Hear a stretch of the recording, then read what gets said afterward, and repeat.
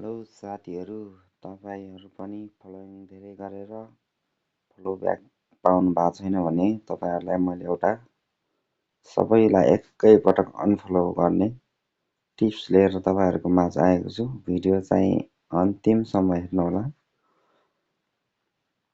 सबभन्दा पहिला हामीले अब जस्तै हेर्नुहोस्, फेसबुकमा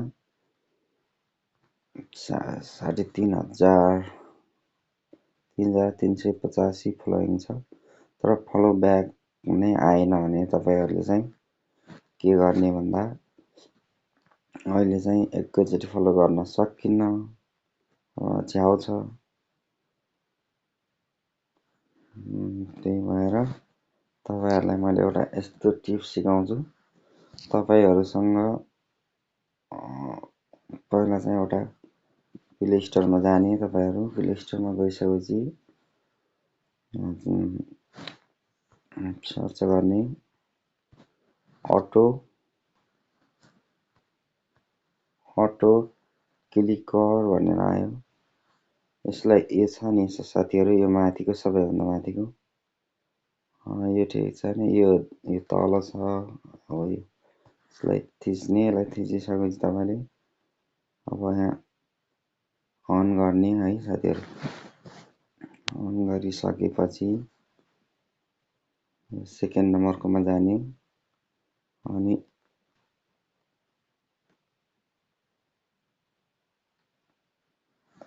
गरिसकेपछि साथीहरू अब तपाईँहरूको फेसबुकको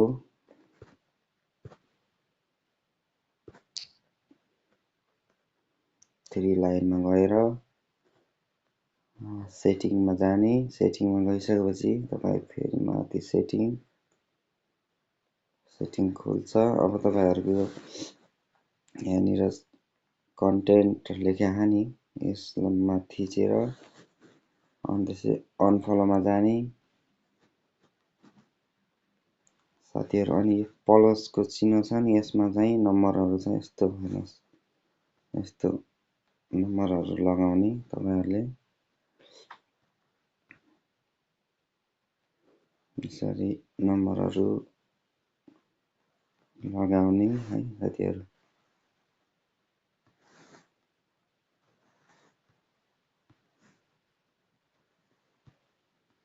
यसरी नम्बर लगाउनु भयो। अझै 2-3 पेजसम्म लगाउन सकिन्छ है साथीहरू। 10 भयो।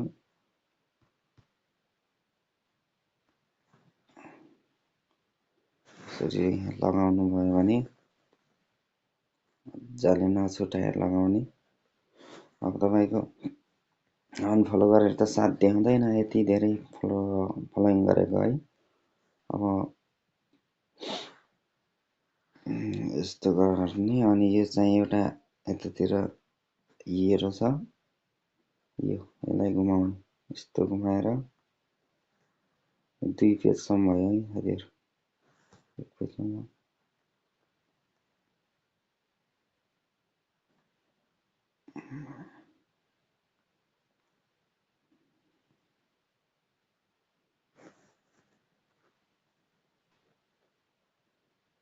तल तान्ने है, मजाले यस्तो गराउने।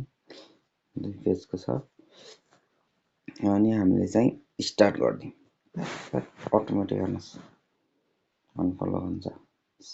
तपाईँको मोबाइल 20-25-30 मिनटमा 5-6 हजार फलोइङ गरेको चाहिँ अनफलो भइहाल्छ। यदि तपाईँहरू अनफलोइङ गर्नुभएको छ तर फलो ब्याक आएन भने चाहिँ यो टिप्स चाहिँ तपाईँहरूको लागि एकदम राम्रो छ साथीहरू। यस्तै भिडियोको लागि मेरो भिडियो चाहिँ लाइक सेयर गर्नुहोला र मलाई चाहिँ फलो गर्नुहोला। म अवश्य पनि तपाईँहरूलाई फलो ब्याक दिनेछु। यस्तै नयाँ भिडियोको लागि चाहिँ मलाई फलो गरेर राख्नुहोला है त साथीहरू। आजलाई चाहिँ यति भयो। हजुरहरूलाई चाहिँ यदि आएन भने मेसेज गर्न सक्नुहुन्छ मलाई इनबक्समा। धन्यवाद। शुभ दिन सबैजनालाई।